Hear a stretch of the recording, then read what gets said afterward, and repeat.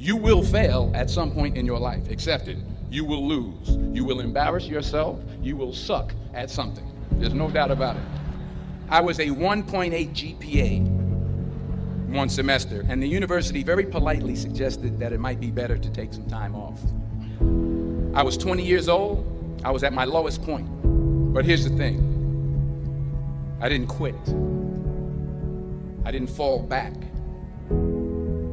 But I continued to fail and fail and fail. But it didn't matter, because you know what?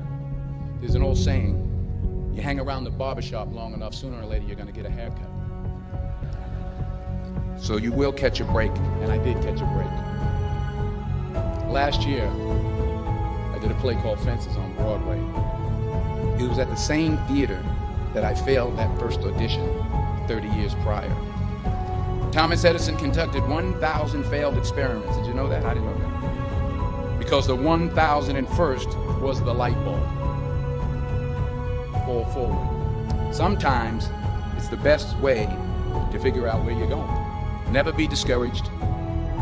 Never hold back. Give everything you got. And when you fall throughout life, remember this: fall forward.